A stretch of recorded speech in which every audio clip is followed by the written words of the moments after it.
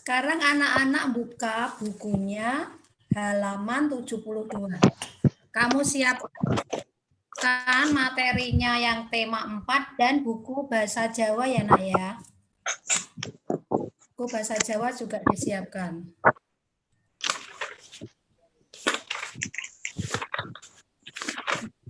Ini yang masuk baru 19 anak ya. Udah nggak apa-apa. 19 anak.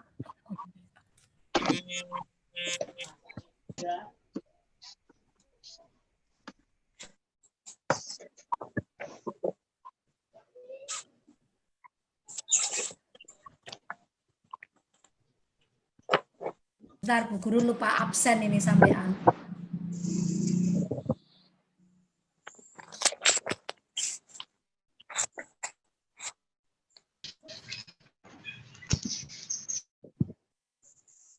Baru absen ngajar sih ya, Nak ya. Sampai lupa ini loh. Sampai telat ini Bu Guru absennya. Nggak apa-apa, wis biarin. Dah, sekarang yang kamu buka halaman 71.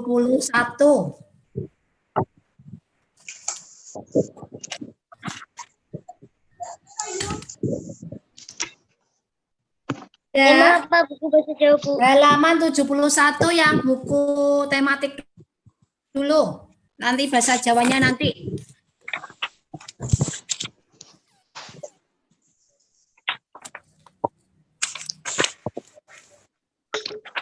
Ada ya, itu ada materi tentang bagaimana cara membuat pensil.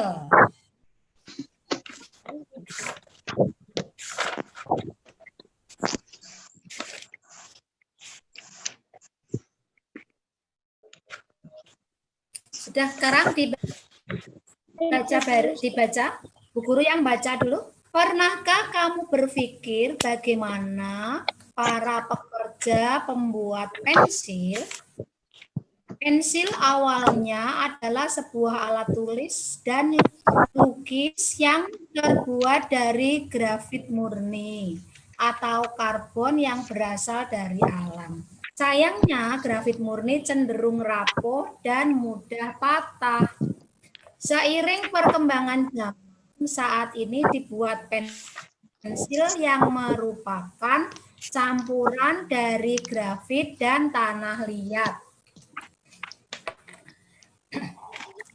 Proses pencampurannya ini dibalut oleh media kertas atau kayu. Cara membuat pensil saat ini adalah dengan menghancurkan grafit dan tanah liat menjadi bentuk bubuk, kemudian dibakar selama kurang lebih 3 hari.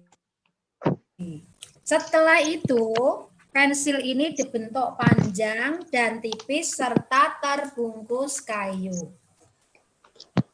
Kayu yang telah ditebang untuk pembuatan pensil berasal dari pohon. Benda-benda lain yang terbuat dari kayu juga berasal dari pohon.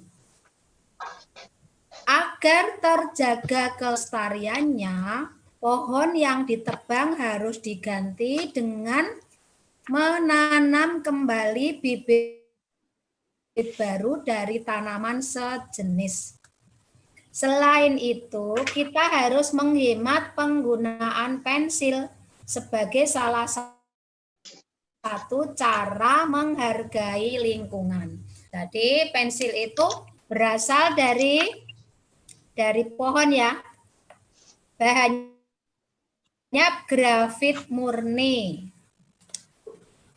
Sekarang kamu baca, ini siapa ini yang foto lihat dulu.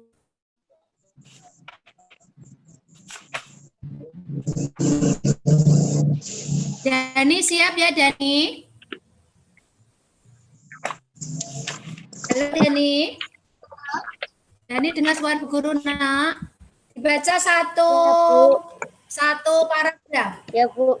Pernahkah kamu berpikir bagaimana para pekerja pembuat pensil Pensil awalnya adalah sebuah alat tulis dan lukis yang terbuat dari grafit murni atau karbon yang berasal dari alam. Sayangnya grafit murni cenderung rapuh dan mudah patah. Ya, sudah. Sekarang dilanjut Hanifah. Bu Ulfa, Ya, itu tema berapa? halaman 72.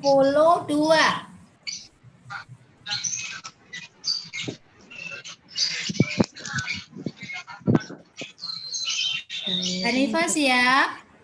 Siap. Ya, dibaca sayang. Seiring perkembangan zaman, saat ini dibuat pensil yang merupakan campuran dari grafit dan tanah liat.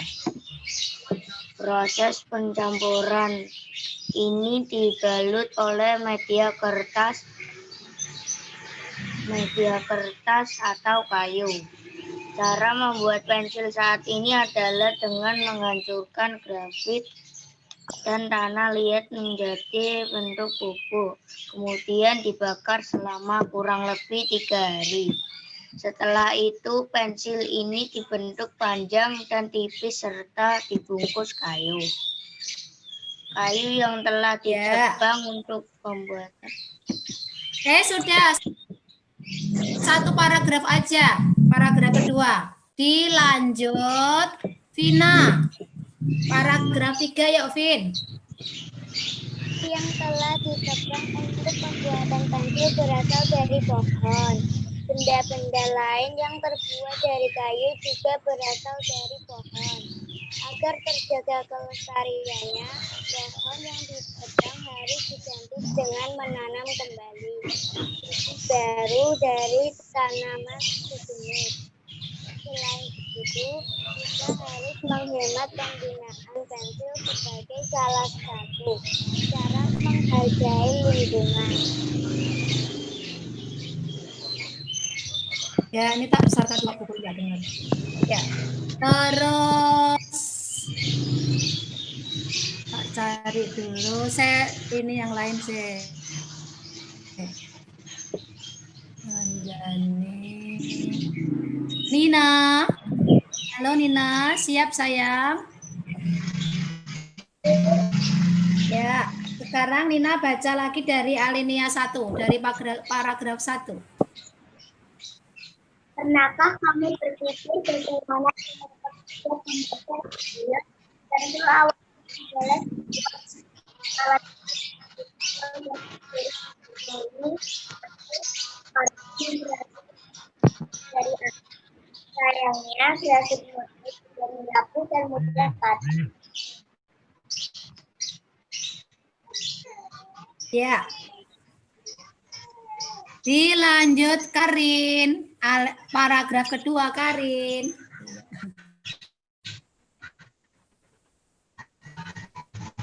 Seiring perkembangan zaman, saat ini dibuat pensil yang merupakan campuran dari grafit dan liat. Proses pencampuran ini dibalut oleh media kertas atau kayu. Cara membuat pensil saat ini adalah dengan menghancurkan grafit dan tanah liat menjadi bentuk bubuk. Kemudian dibakar selama kurang lebih 2 hari. Setelah itu, pensil ini dibentuk panjang dan tipis serta dibungkus kayu.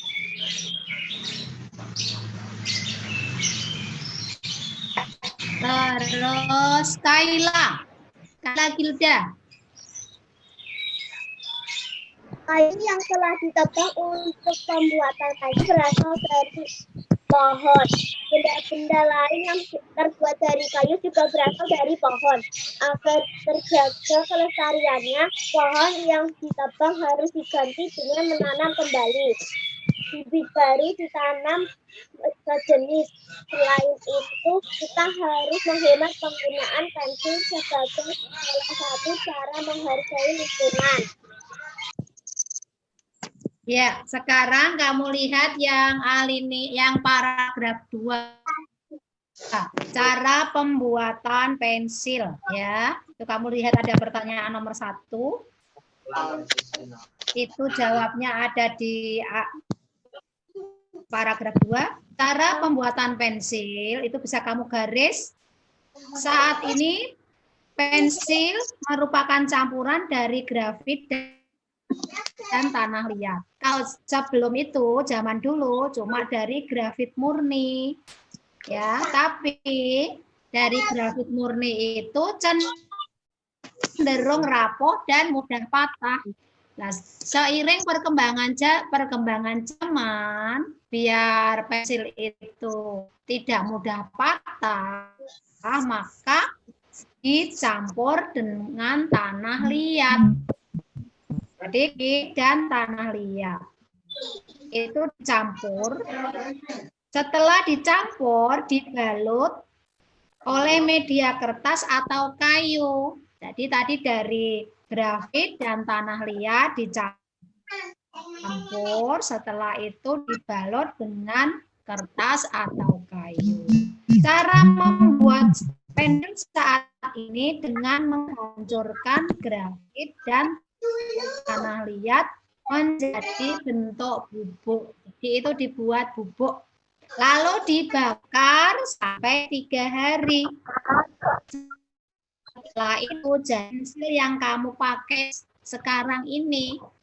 Jadi itu caranya membuat pensil itu dari grafit dan tanah liat dihancurkan menjadi bubuk, lalu dibalut dengan kertas atau kayu. Setelah itu dibakar selama 3 hari, lalu jadilah pensil.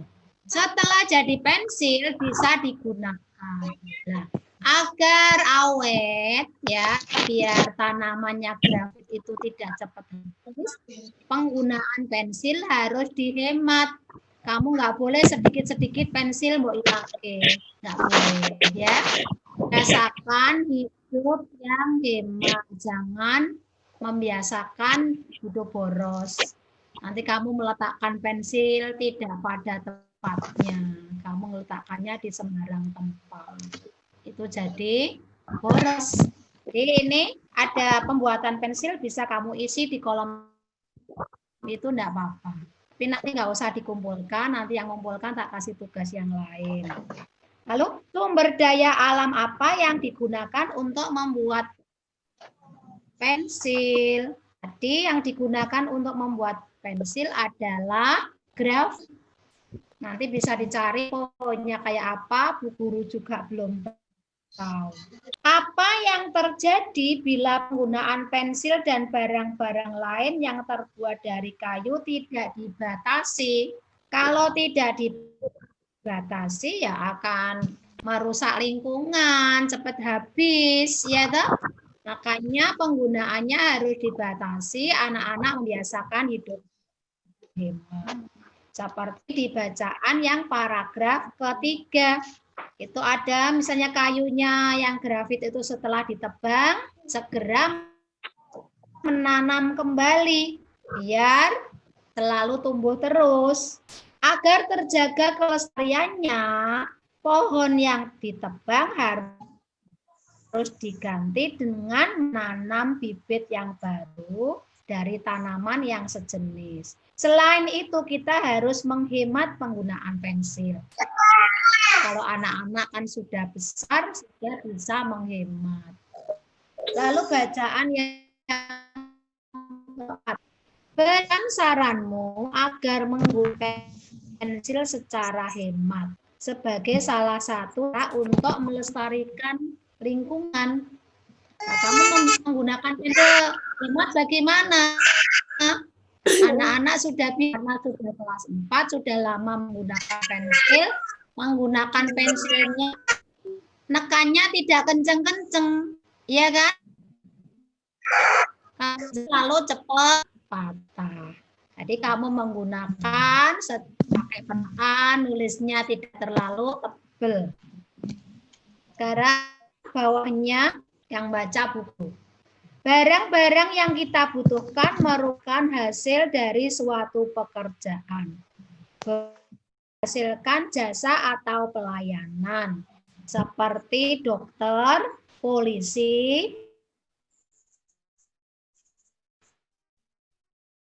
disambut atau untuk dicukur adalah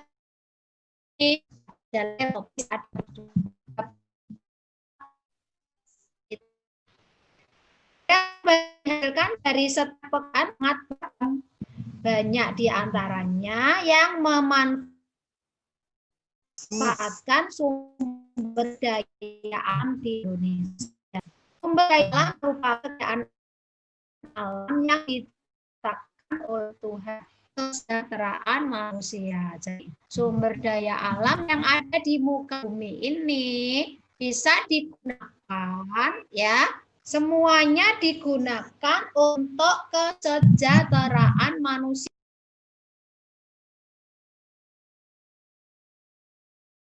Kalau belanja di warung sebelah, biar menghemat bahan bakar. Sekarang di gambar ini ada yang harus kamu isi. Tulislah jenis barang yang dihasilkan dari pekerjaan sumber daya alam yang digunakan. Ini ada gambar ya nak ya. Nomor 1, gambar 1 itu pekerjaannya apa? Itu adalah gambar tukang kayu. Iya toh? Ya. Barang yang dihasilkan dapat bisa meja, kursi, bisa lemari, bisa tempat tidur. Itu pekerjaan sebagai tukang kayu. Bahannya dari apa? Bahannya dari kayu, bisa kaca, jenis sumber daya alam yang digunakan. Tadi termasuk sumber daya alam yang dapat diperbarui. Karena pohon ya, setelah menebang ditanam lagi. Lalu yang kedua gambar apa itu nak? Gambar sapi. Pekerjaannya memerah susu sapi, ya. Barang yang dihasilkan adalah susu. Karena dari sapi. Lalu jenis daya alamnya, sumber daya alam yang dapat diperbarui. Kamu bisa di situ boleh. Wah, ini apa ya? Ini kayak tukang kayu apa tukang bangunan ya? Ini tukang, kayak tukang ini. Jadi barang yang dihasilkan, karena nggak begitu jelas ya, langsung dilompati aja, langsung bawahnya itu ada Pak Tani. Yang nomor 4 itu Pak Tani, pekerjaan hanya sebagai petani. Barang yang dihasilkan bisa padi, ya. Bahan asalnya dari tanaman padi. Jenis sumber daya alamnya dapat diperbarui. Lalu yang bawahnya lagi bawah pekerjaannya sebagai nelayan. Nelayan, barang yang dihasilkan adalah ikan. Bahan asal adalah dari laut ya. Benda hidup ini. Terus sumber daya alamnya dapat diperbarui karena ikan itu setelah ikan ada anak-anaknya nanti bisa menjadi lagi ikan lagi. Tapi caranya anak-anak harus selalu memanfaatkan secara hemat. Sekarang nomor halaman 74. Halaman 74 yang nomor 1 dan 2. Jenis sumber daya alam apa saja yang dapat kamu manfaatkan? Ya, sumber daya alam ada 2. Dapat diperbarui dan tidak dapat diperbarui. Bagaimana cara kamu menghemat barang-barangmu agar sumber daya alam dapat terjaga? Ya, digunakan secukupnya, ya. Terus sekarang halaman 74 pembelajaran 4.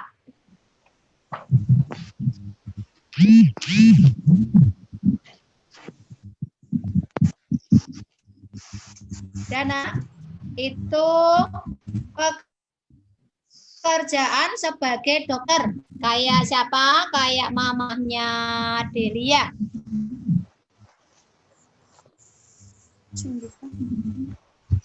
Delianya anak Delia.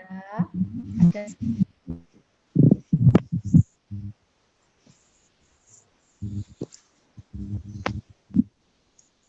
Pekerjaan sebagai dokter ini yang siap Pak suruh baca.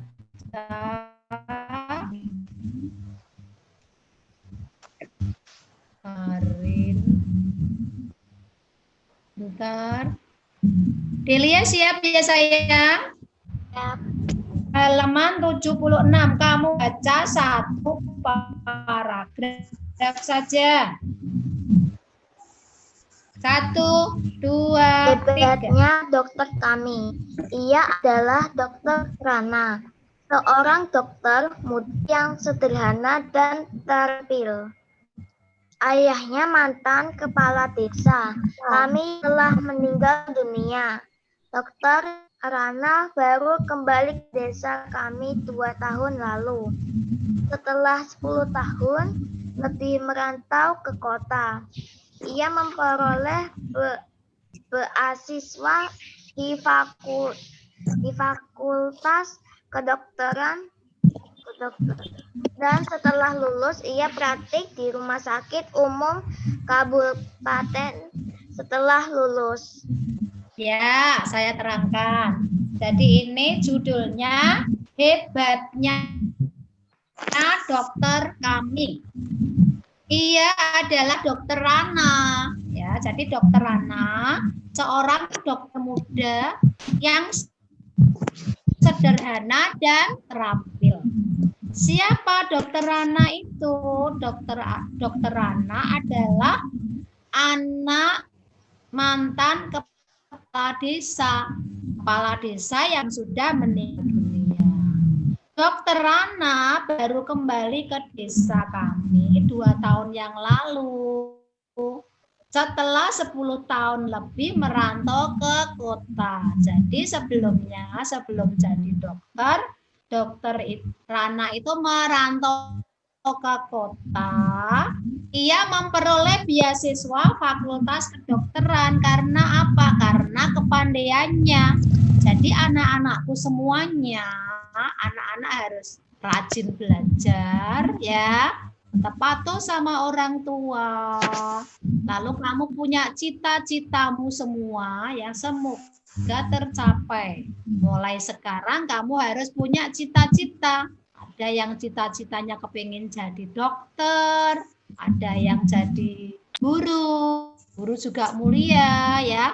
Ada yang jadi polisi. Ada yang ingin jadi wanita, ya.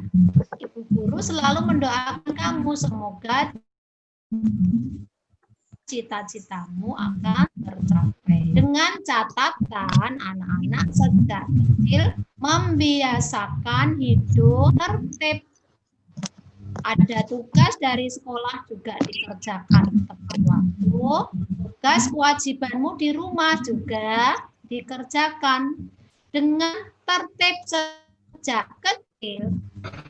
Nah, kamu pakai sampai dewasa nanti cita-citamu akan tercapai. Jadi Dokter Rana itu anak yang pinter, dia memperoleh beasiswa sekolah di Fakultas Kedokteran. Kalau memperoleh beasiswa itu sekolahnya gratis, sekolahnya tidak bayar. Makanya pesan Bu Guru, kamu sejak kecil biasa hidup tertib. Nanti kalau anak-anak itu pinter, sekolah sampai perguruan tinggi, kalau dapat beasiswa seperti Dokter Rana ini tidak bayar. Kayak Bu Ulfa dulu juga, Bu Guru waktu SMA, Bu Guru juga dapat beasiswa. Zaman dulu, itu waktu presidennya masih Bapak Soeharto. Guru dapat beasiswa itu, Bu Guru dapat uang kayak anak-anak yang dapat beasiswa kan ada, kayak Vina dapat ya, Vin? Yang dari pemerintah. Kalau dulu Bu Guru juga dapat, tiap bulan Bu Guru dapat uang dari Bapak Soeharto. Uangnya itu sama Bu Guru digunakan untuk transport, untuk naik bis, karena dulu rumah Bu Guru jaraknya jauh dari rumah ke sekolah, harus naik bis. Jadi beasiswanya itu sama Bu Guru digunakan untuk transportasi dan membeli peralatan sekolah seperti buku, pensil, baju-baju, seperti itu. Jadi bagi anak-anak yang dapat beasiswa kayak kemarin itu ada Bu Guru nggak hafal, ya sudah terima, gunakan sebaik-baiknya untuk beli peralatan sekolah.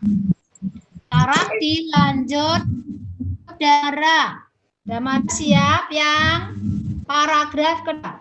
Sejak ia pulang itu.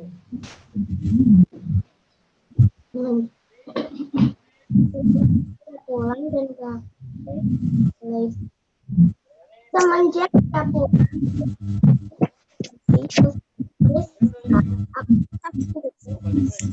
Menjaga ke desa. Penghasilan sebagai dokter kota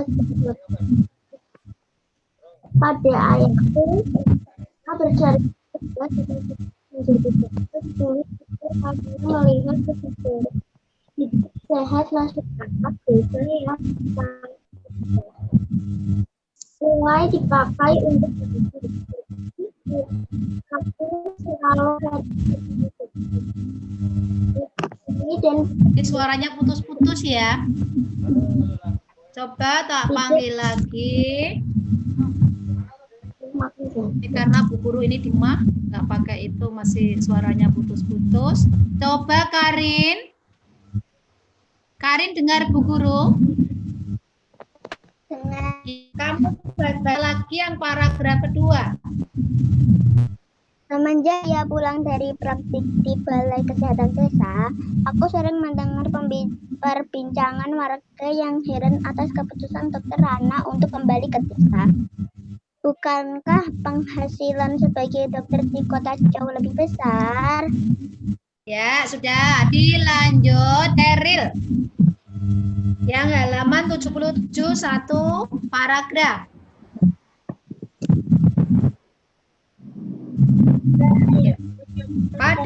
Pada ayahku itu.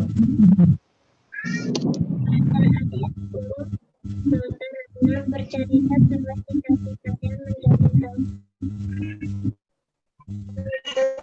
untuk karena melihat kesadaran di sehat masyarakat yang sangat rendah. Sungai dipakai untuk mandi, mencuci, bagus, lalu airnya dikonsumsi.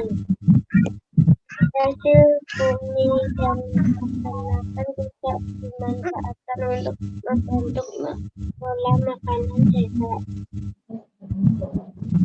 Maka lebih suka menjualnya ke kota dan uangnya Kesehatan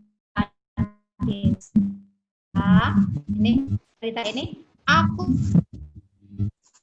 sering mendengar pembicaraan warga yang heran. Jadi banyak warga yang heran atas keputusan Dokter Rana kembali ke desa. Ya, pada heran loh, kenapa Dokter Rana kok malah kembali ke desa? Bukankah di kota itu penghasilannya lebih banyak? Kalau di kota hasilnya lebih banyak, kenapa Dokter Rana malah kembali ke kampung halamannya? Lalu pada ayahku, Dokter Rana bercerita bahwa cita-citanya Dokter Rana itu dulu muncul karena melihat kesadaran hidup sehat di masyarakat desa adalah kurang. Jadi dalam cerita itu masyarakat desa itu kurang kesadaran dalam melaksanakan hidup sehat, masih rendah kesadarannya. itu terbukti sungai digunakan untuk mandi, untuk mencuci, untuk kakus. Anak-anak tahu kakus? Kakus itu untuk BAB. Oke, kayak zaman kecil dulu di desa itu, kalau orang-orang itu BAB, tidak BAB-nya di sungai, nggak punya kamar mandi, punya tempat toilet, jadi masih mandi ya di sungai, mencuci di sungai, BAB di sungai, ya. Lalu apa? Masyarakat di cerita itu kurang kesadaran akan kesehatan. Terus air hasil bumi dan peternakan tidak dimanfaatkan untuk membentuk pola makan sehat. Hasil bumi dan makanan itu dan ternakan dijual ke kota. Dalam cerita itu seperti itu, dijual kota, hasilnya untuk beli makanan instan. Sekarang dilanjutkan Bu Guru aja nak ya. Selama praktek di kota, Dokter Rana terbayang terus kondisi desanya. Jadi saat itu Dokter Rana praktek di kota, hasilnya banyak, tapi dia teringat warga desanya tidak memperhatikan akan kesehatan. Dia selalu di benak pikirannya masih ingat terus tetangga-tetangganya mandinya di desa, di sungai untuk nyuci baju, lalu airnya juga untuk masak. Lalu ia merasa bahwa seharusnya ilmu yang dimilikinya sebagai dokter bisa bermanfaat untuk kampung halamannya sendiri. Dia selalu berpikir seperti itu. Jadi Pak Andri, saya ini pulang untuk memenuhi niat saya ketika menerima beasiswa. Jadi gitu. Jadi Dokter Rana itu kuliah kedokterannya kan menerima beasiswa gratis karena dibiayai oleh negara. Setelah jadi, dia ingat ingin mensejahterakan, ingin membuat warganya menjadi sehat, lalu biar sadar akan kesehatan, yaitu mensejahterakan warga desa tempat saya lahir dan dibesarkan. Ini Dokter Rana itu cerita kepada ayah. Itu seperti itu. Dia ingin pulang ke desa, kepingin menjelaskan ke warga bagaimana caranya hidup sehat. Sekarang Mbak lanjutkan. Sejak pulang, Dokter Rana memang aktif membina para remaja dan keluarga muda. Ia memberikan penyuluhan tentang pentingnya mencuci tangan, memasak air, pola makan sehat, dan imunisasi. Ini yang biasa dikerjakan mamahnya Delia. Mamahnya Delia juga seorang dokter. Nah, sekarang di musim pandemi ini kita digalakkan untuk biasa hidup sehat, ya. Aslinya sudah sejak dulu kita biasakan hidup sehat. Di sini juga di bacaan ini sesuai dengan keadaan yang sedang kita alami, ya. Pentingnya cuci tangan. Anak-anak harus setiap habis memegang sesuatu, anak-anak habis belanja dari warung, kamu megang sayur, megang uang yang kumel-kumel bekas tangannya orang, kamu segera cuci tangan. Ya toh? Cuci tangan pakai sabun. Lalu minum air yang matang, air yang bersih. Ini Dokter Rana membiasakan memberi penyuluhan di desanya seperti itu. Membiasakan cuci tangan, memasak air, lalu pola makan yang sehat. Bagaimana makan yang sehat? Makan makanan sehat, ya makan yang bersih, terhindar dari kuman-kuman. Lalu kalau anak-anak makan buah-buahan, ya buah-buahan yang masih seger. Sebelum makan sebelum kamu kupas, tanganmu dicuci, buah-buahnya juga dicuci dulu. Ya, biar jaga kebersihannya. Karena apa? Kalau anak-anak membeli buah-buahan, walaupun anak-anak membeli di Superindo atau di yang lain di toko buah atau di pasar, itu kan bekas dipegang orang-orang banyak, ya toh? Kadang buah-buahan itu dihinggapi lama. Makanya anak sebelum buah-buahan yang kamu makan itu sebelum dikupas, dicuci dulu. Setelah dicuci bersih, tanganmu juga bersih, baru dikupas. Dengan usaha seperti itu, insya Allah badan kita diberi kesehatan oleh Allah. Lalu ada imunisasi. Anak-anak waktu kelas 1 dan 2, anak-anak diimunisasi. Lalu waktu bayi juga diimunisasi. Itu tujuannya apa? Biar anak-anak sehat, terhindar dari penyakit. Baginya, generasi muda adalah perantara terbaik untuk menyampaikan misi meningkatkan kesadaran hidup sehat masyarakat. Di Dokter Rana itu mengumpulkan remaja-remaja seperti Karang Taruna, dikumpulkan lalu mengisi penyuluhan menjelaskan bagaimana pentingnya hidup sehat. Sebagai anak kepala desa, Dokter Rana sering mendengar cerita almarhum ayahnya. Jadi sebelum ayahnya itu meninggal, Pak Lurah itu, Dokter Rana waktu kecil sering diberi cerita, ayahnya sering cerita bahwa warga itu takut berobat karena tidak mampu membayar. Di desanya Dokter Rana itu warganya pada takut berobat karena apa? Karena tidak punya uang untuk membayar berobat. Tak ingin hal itu terjadi, maka diumumkannya bahwa warga dapat membayar jasanya dengan sampah.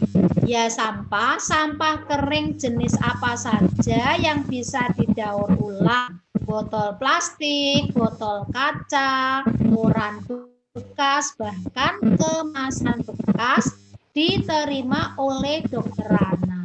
Jadi kalau orang-orang berobat bayarnya nggak pakai uang.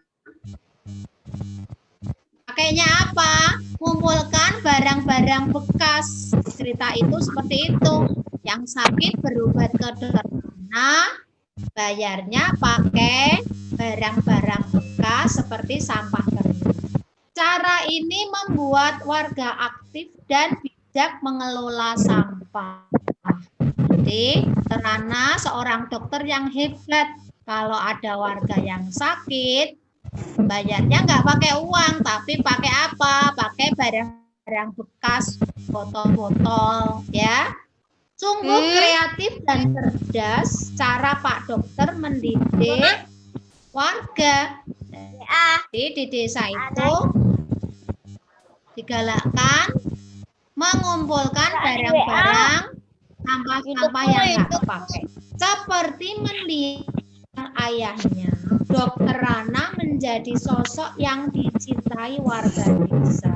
Ia menjadi teladan melalui dedikasi, tanggung jawab, dan kerendahan hatinya dalam menolong warga.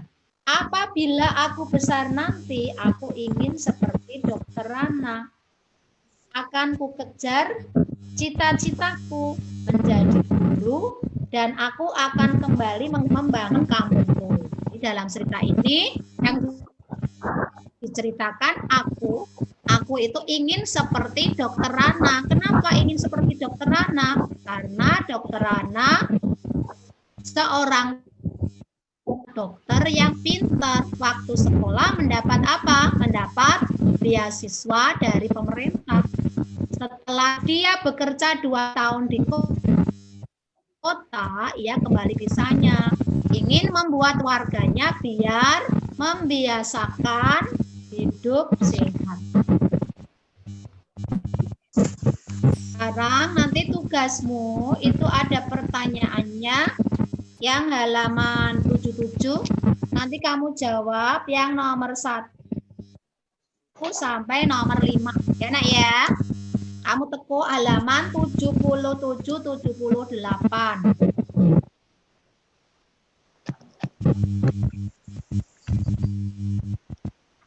Terus ini. Kemarin itu tugasmu matematika sudah dikerjakan ya nak? Yang belum nanti dikerjakan dikirim, soalnya Bu Guru belum sempat Kak, yang dikirim di Classroom nanti dicek. Terus ini ada matematika ya, menghitung luas, berarti ini pelajari nanti lagi. Terus anak-anak sekarang dibuka bahasa Jawa bukunya, udah lama banget Bu Guru belum sempat.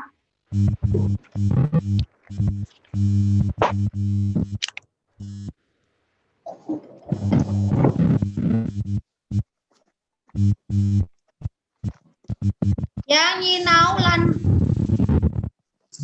uri-uri aksara Jawa itu nanti anak-anak belajar. Ini tak buka yang ulang 4 ya nak ya. Bahasa Jawanya. Bahasa Jawanya yang halaman 29. Kamu buka.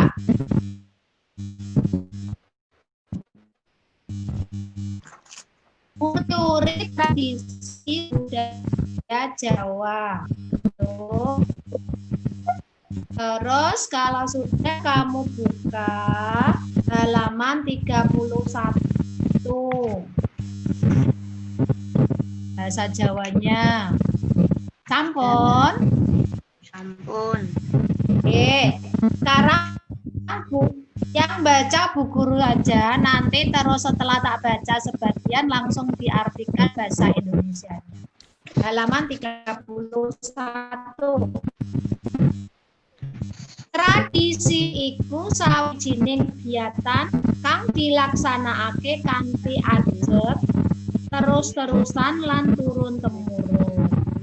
Jadi tradisi itu kegiatan, ya artinya kegiatan yang dilaksanakan secara terus-menerus, turun-temurun dari nenek moyangmu sampai buyut sampai mbah sampai sekarang. Umpamane grebeg sekaten, ngarak-warak desa, merti desa lan sapitune. Contohnya ada grebeg, ada katen, warak ngendok, ada bersih desa, merti desa. Warak ngendok itu biasanya kalau di Semarang itu mau bulan puasa ya nak ya. Amarga wis dadi pakulinane masyarakat. Mula menawa tradisi itu ora dilaksanake, masyarakat rumangsa kaya ana sing kurang ana ing panguripane. Karena tradisi itu sudah biasa dilakukan di masyarakat, bila dilakukan masyarakat merasa ada yang kurang dalam hidupnya, maka tradisi itu selalu dilakukan. Ini tradisi kang ana ing budaya Jawa sabenere kabeh iku mujudake panejawentan rasa suwe masyarakat marang tradisi budaya Jawa sebenarnya itu perwujudan dari rasa syukur kepada Allah Subhanahu wa ta'ala. Masyarakat warga tani ngaturake syukur lan panuwun marang Gusti Allah. Wis bisa panen kanthi apik. Jadi, masyarakat warga tani, para petani itu bersyukur, berterima kasih kepada Allah karena apa? Karena mereka sudah berhasil panennya secara baik. Ing bajute nenuwun lan nyenyuwun barang marang Gusti Allah supaya panen bisa hasil luwih apik. Mengkono kurang lebih. Jadi tradisi itu dilaksanakan. Kalau petani mengadakan tradisi itu gunanya apa? Dia memohon kepada Allah supaya hasil panennya agar lebih baik lagi. Ing panggonanmu apa ana tradisi sing dilakoni dening masyarakat? Itu artinya di kampungmu apa ada tradisi yang dilakukan masyarakat kampungmu? Apa lan kepriye wujude tradisi itu? Apa dan bagaimana tradisinya itu? Ing pasinaon iki kowe bakal diajak sinau kanthi tradisi. Ayo kanthi temen. Jadi misalnya ada sekarang kamu lihat halaman 32 tradisi dukderan ya.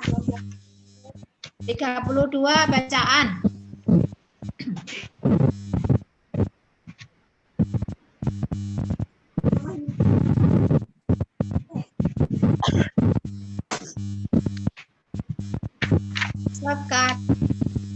Sekarang tak tugasi yang ada bagian ya. Tetap ini pada off. Nah.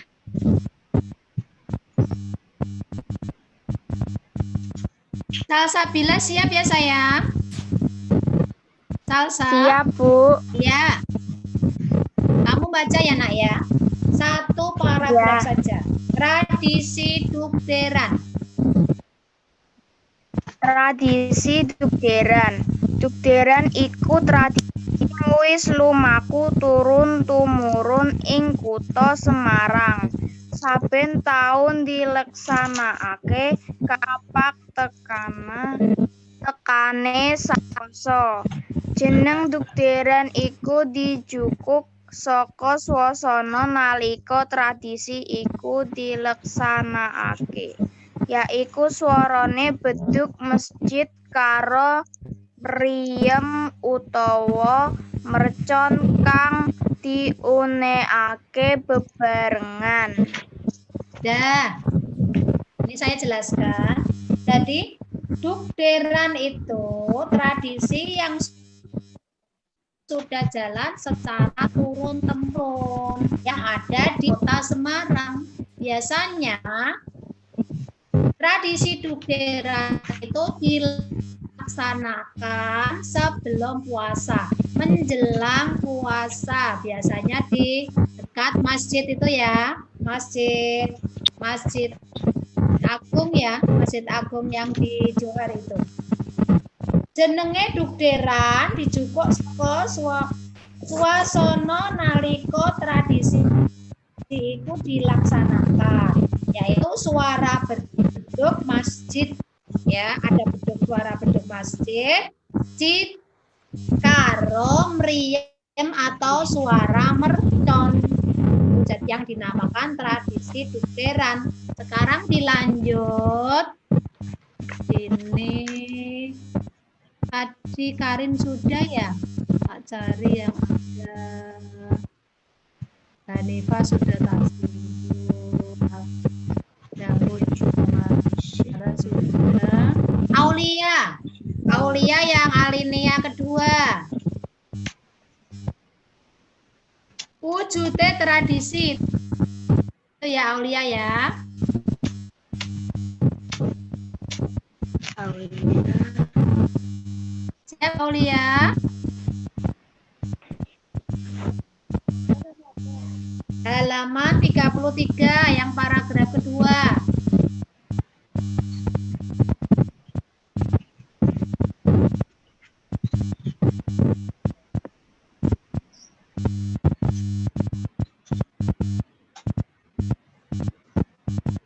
Guru nggak dengarin suaranya.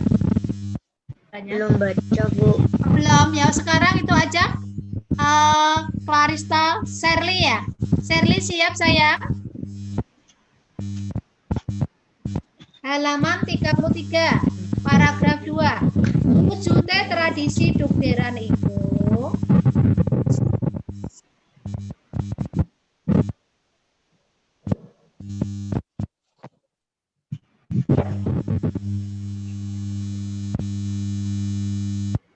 Halaman 33.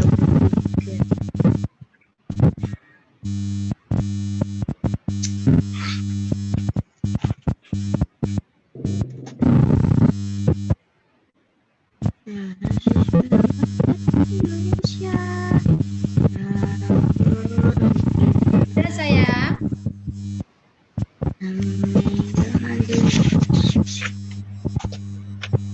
Ketemu belum, Sherly?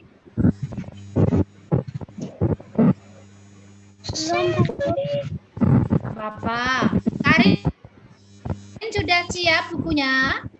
Halaman 33. Yuk. Halaman 33. Paragraf 2 itu loh, wujudnya tradisi paling atas nomor 3, baris ketiga itu loh. Tradisi dukderan itu arah-arah suara itu nanging untune pating tringit kaya untune kewan gelap.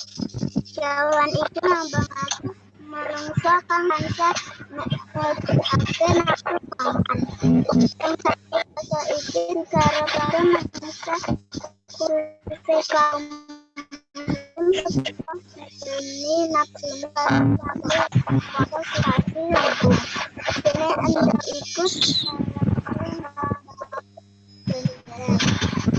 Nah, jelaskan.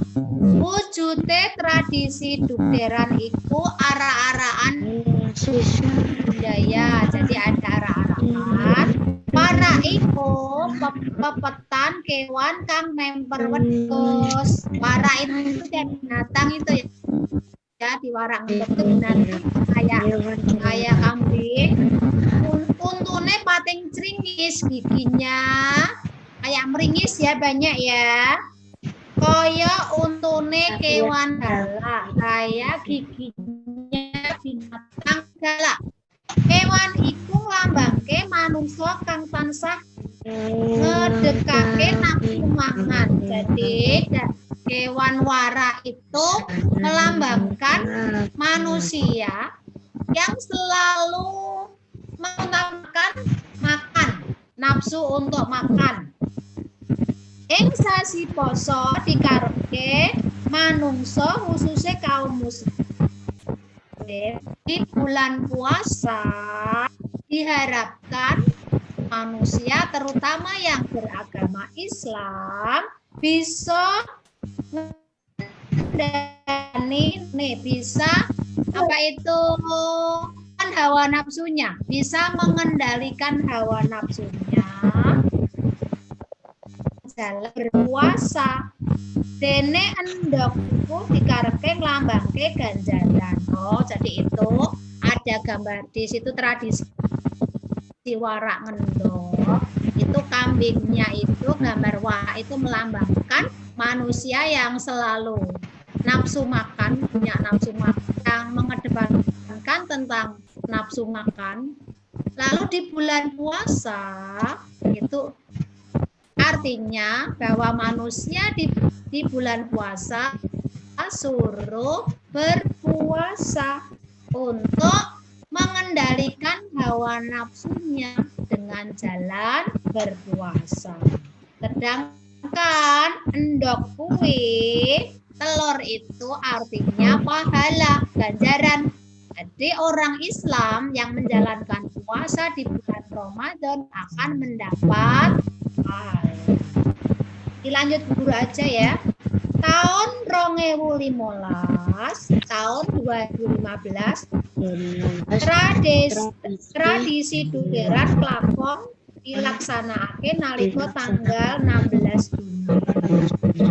Prosesi diwiwiti ana pelataran Balai Kota Semarang. Jadi prosesinya duderan itu ada di Balai Kota Semarang. Kanti tontonan pagelaran neneka seni budaya itu dengan bermacam-macam pertunjukan pagelaran budaya. Sawise atraksi budaya banjur diteruske upacara pembuka dening Raden Mas Aryo Purbaningrat. Jadi yang selesai ada acara-acara budaya lalu dibuka oleh bupati zaman itu. Sampai sekarang pun kalau ada acara duderan yang membuka yang selalu wali kota Semarang. Kalau sekarang ya Bapak Hendi. Kalau zaman dulu namanya itu Bupati Semarang Raden Mas Aryo Purbaningrat, disingkat RMA Purbaningrat. Diperagakake dening Bapak Hendardi Wali Kota Semarang. Jadi Pak Hendardi, Bapak Wali Kota memperagakan Raden Mas Purbaningrat.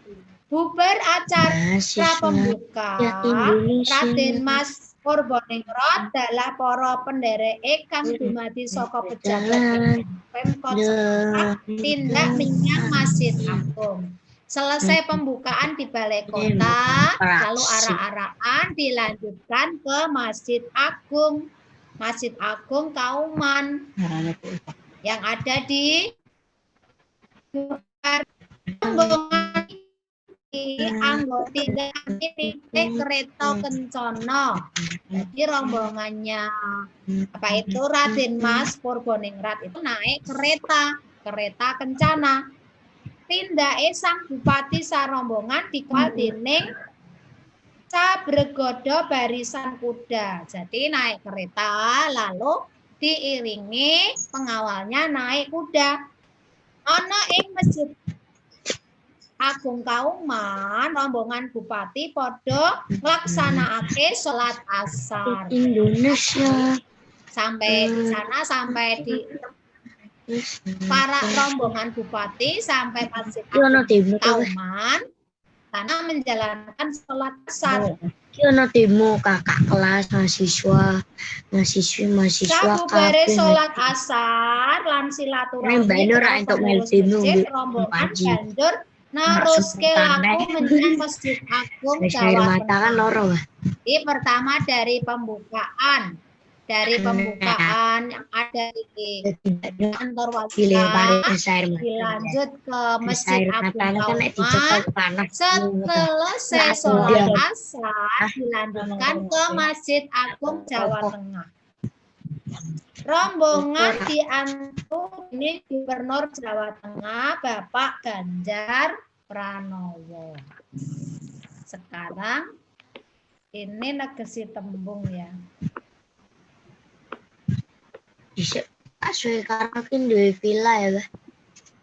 Villa nang ngono jembatan. Sekarang ada pertanyaannya. Jadi ini dunia ini yang baliknya. Ini dunia. Anak-anak suruh dunia setan.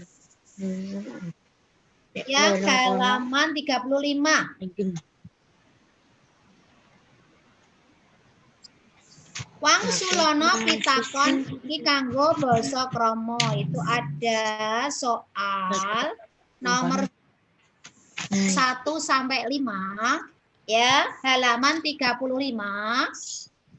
Bahasa Jawa itu kamu kerjakan. Nanti ditulis di buku latihan bahasa Jawa, taruh di foto, kirim classroom. Ya, jadi tugasnya bahasa Jawa dan yang tadi tema tadi ya, halaman berapa tadi? Bahasa Jawa dan ya, halaman 77 atau berapa tadi? Sama bahasa Jawa ya. Halaman 77 sampai 78 yang tematik dan bahasa Jawanya halaman 35. Nanti yang tidak mengikuti bisa dikirim buku. Ya, sampai sini dulu latihan belajar hari ini.